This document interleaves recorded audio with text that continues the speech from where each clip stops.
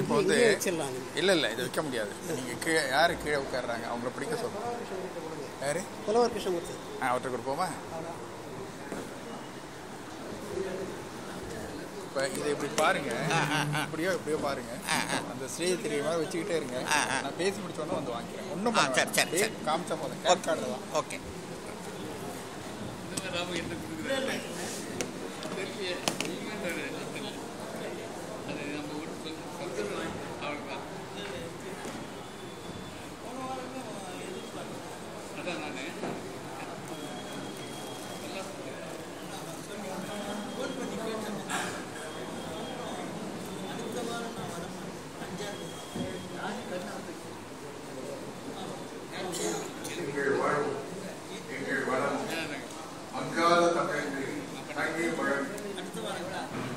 சிறப்புக்குரிய இந்த நூல் அறிமுக விழாவுக்கு தலைமையேற்றிருக்கின்ற எங்கள் அனைவரின் நட்புக்கு போற்றுதலுக்கு உரிய இலக்கிய அவர்களே, சிங்கப்பூர் மலேசிய தமிழர் தந்தை தமிழவே கோ சாரங்கபாணி என்று மிகச் சிறப்பான வாழ்க்கை வரலாற்றை எழுதி இன்றைக்கு சிங்கப்பூரில் இருந்து வந்திருக்கின்ற அன்புக்குரிய எழுத்தாளர்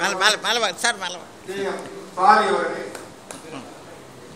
பேராசிரியர் பெருந்தகை ஞானசுந்தரம் அவர்களே, ஊடகவியல் வல்லுநர் அன்பு நண்பர் வீரபாண்டியன் அவர்களே, எங்களை எல்லாம் ஊக்கப்படுத்துகின்ற வகையில் என்றைக்கும் எங்களை வழிநடத்திக் கொண்டிருக்கின்ற சான்றோர் ஐயா சிலம்பொலியார் அவர்களே, 90 அகவை நிறைந்து அந்த 90 அகவிலும் என்னாலே இளமையாக இருக்க முடியும், இளமையோடு இருக்க முடியும், இளமையோடு இயங்க முடியும் என்று எண்ணித்துக் கொண்டிருக்கின்ற பெரியவர் அமிர்த்குமார் அவர்களே,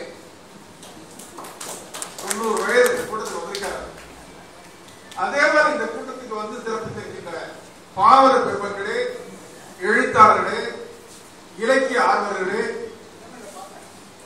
சகோதரி வாசி பத்ரிநாதன் அவர்களே, அனைவருக்கும் வணக்கம். இன்றைய கூட்டத்திற்கு வரவேற்பை வழங்குகின்ற பொறுப்பு எனக்கு வழங்கப்பட்டுள்ளது. ஜனநாயக துறையிலே ஈடுபாடு கொண்ட ஒருவன் ஒரு நூல் அறிவு விழாவிலே வரவேற்பை வழங்குவது என்பது அந்த ஒரு பொறுப்பை கொடுப்பதற்கு ஆபத்தான ஒன்றுதான். ஏனென்றால் இந்நேரம் திறனாய்வு இருப்பவர்கள் அவருடன் நுழைந்து விட்டால் வரவேற்பை பெரிதாக நீண்டுவிடும். ஆனால் வரவேற்புரையின் வரம்புகளை வரையறுத்துக் கொண்டு இங்கு ஒய்எம்சிஏ பட்டிமன்ற தொண்டராக உங்கள் அனைவரையும் வரவேற்கின்ற இந்த நல்ல வாய்ப்பை சிறப்பாக பயன்படுத்திக் கொள்வேன். உங்கள் அனைவரையும் வருக வருக வருக என மனங்கணிந்து உளம் மகிழ்ந்து அன்போடு போற்றி வாழ்த்தி வணங்கி வரவேற்கின்றேன். இந்த சிறப்பான கூட்டத்திற்கு தலைமை தாங்குகின்ற ஐயா இலக்கிய அவர்களும் எழுத்தாளர் சாலி அவர்களும் என்னுடைய கண்ணுக்கு சிட்டி சிவபால சுந்தரத்தை போல தோற்றமளிக்கின்றார். அவ்வளவு பருமனாக அவர்கள்லாம் இல்லை. ஆனாலும் இலக்கிய இரட்டையர் என்று புனைகதை துறையிலே இந்த சிட்டி சிவபால சுந்தரம் சாதித்த சாதனைகள் மிக மிக அதிகம்.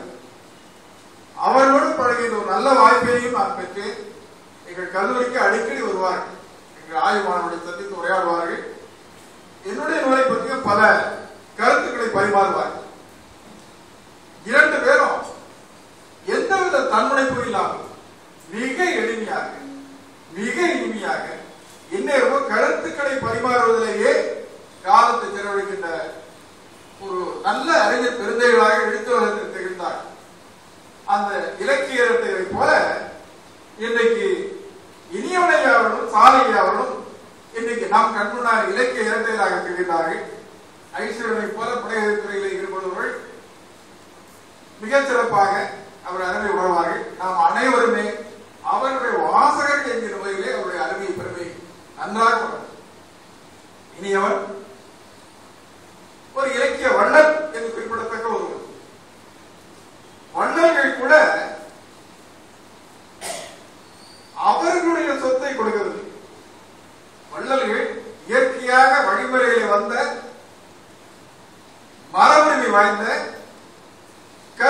வழங்கினார்கள்.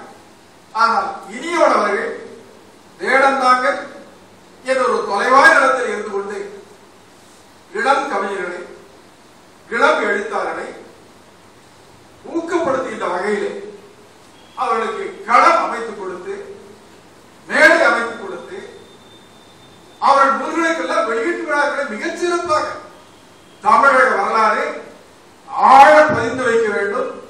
இப்படி வெளியீட்டு விழாக்கள் எந்த பெருநகரத்திலும் நடந்ததில்லை என்கின்ற வகையிலே வரலாறு படைக்கின்ற வெளியீட்டு விழாக்களை நடத்தியவர் ஐயா இனியவன் அவர்கள். மிக எளிமையான சொல்லும்போது மிக அடக்கத்தோடு இருக்கிற சான்றோர் அவர் செய்த சாதனை எண்ணி பார்த்தால் மலை திகைப்பு ஏற்படுத்துகிறது. பல்லவன் என்ற ஒரு அருமையான கவிஞர்.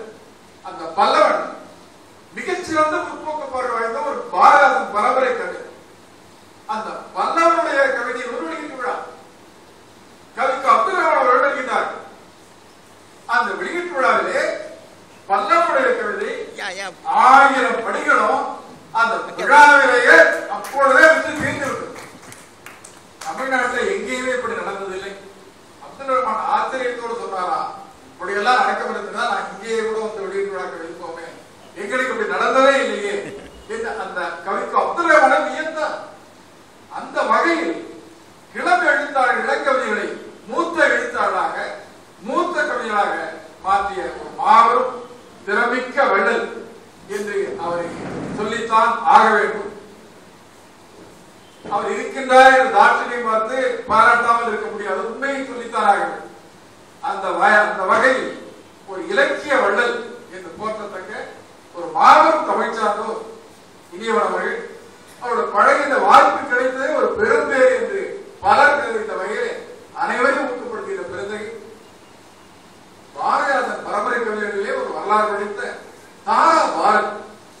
அந்த தாரா பாரதியுடைய தமையனார் பல்லவன் இங்கே வந்திருக்கிறார்கள்.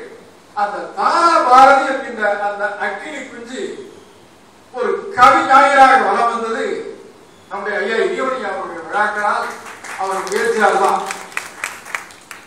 தாராபாரதி பரம்பரை என்ற ஒரு இளைஞர் பரம்பரை கவிமுகில் வரை ஒரு பரம்பரையை உருவாக்கிய பெருமை இனியவன் அவர்களை சாரும். ஏன் சொல்ல வேண்டியிருந்தால், கடவுளாக இருந்தால் கூட கடவுள் என்று சொல்லுகின்றோம். அந்த கடவுளுக்கே கல்யாணம் என்று சொல்லி சொல்லி சொல்லி சொல்லி நிலைநிறுத்த வேண்டியிருக்கின்ற அந்த வகையிலே அவர் செய்த செயல்களை செய்வதற்கு, சொல்வதற்கு, பரப்பதற்கு ஊடகங்கள் துணை புரியாத காரணத்தால் நாம் இவற்றை மீண்டும் மீண்டும் சொல்லி தமிழக மக்கள் மனத்திலே இந்த சாதனைகள் இடம்பெறுவதற்கும், இந்த சாதனைகள் இடம்பெறுகின்ற காரணத்தாலே நிறைய இனியவன்கள் தோன்றுவதற்கும். ஒரு வேடம் தாங்கள் ஒரு இனியவன் தான் தோன்ற வேண்டுமா? தமிழ்நாடுக்கும் இனியவன்கள் வரக்கூடாதா? தமிழ்நாடுக்கும் தாராபாரதியை போல, பல்லவனை போல, மலரவனை போல கவிஞர்கள் உருவாகக்கூடாதா? ஆக அந்த போட்டி மனப்பான்மையோடு பல வல்லர்கள் உருவாவதற்காக அவருடைய சாதனையை போற்ற வேண்டும். அந்த பெருந்தகை ஜெயம் சாதி அவர்களுடைய ஒரு எழுத்துலகை இயற்றுகிறார். அது கண்ணனாக இருந்தாலும், கலைமகளாக இருந்தாலும், ஆனந்த விடனாக இருந்தாலும், கல்கியாக இருந்தாலும், எந்த இதழாக இருந்தாலும் அவர் இருவர் எழுதாத இதழ் இல்லை என் ஒரே காலகட்டத்திலே அவர் எழுத்து பணியை தொடங்கி அவர் சிங்கப்பூருக்கு சென்று தமிழ் முரசிலே துணையாசிரியர் பொறுப்பேற்ற பொழுது கூட அந்த தமிழ் முரசிலே இவர் இங்கே இருந்து கதைகளை, நெடுங்கதைகளை, தொடர்கதைகளை அனுப்பி அவற்றையெல்லாம் அங்கே தமிழர்கள் அரக்கமணியவர்கள் மிக மகிழ்வோடு படித்து இனியவர்களுக்கு மடல் வந்து இந்த புத்தகத்தில் வந்திருக்கின்றது. மிக அருமையான நடை, நீரோட்டம் போல மிக அருமையாக அமைந்திருக்கிறது இனியவருடைய கதைகள் என்று பாராட்டி இருக்கின்றார் தமிழர்கள் கோசாரகமானியவர்கள். ஆக கோசா அவர்கள் பாராட்டுவதற்குரிய பல படைப்புகளை முரசர்கள் எழுதினார். என்ன வேடிக்கை என்றால், கோசா அவர்களை அவர் பார்த்ததில்லை. கோசா அவர்களை பார்க்காமலேயே மடல் வழியாக பழகின்ற அந்த நற்பேரும் கோசா அவர்களுடைய எழுத்துக்களை படித்து, படைப்புகளை படித்து பாராட்டுகின்ற அந்த நல் வாய்ப்பு அவருக்கு கிடைத்திருந்தது. ஆனால் மிக மிக காலத்தாழ்வாக 74 மறைந்து விட்டார். 95 தான் சிங்கப்பூர் தருகின்ற வாய்ப்பு. அந்த சிங்கப்பூருக்கு கூட தானே 2 நூல்கள் வெளியீட்டு விழாக்காக 95 தான் அவர் செல்ல வேண்டிய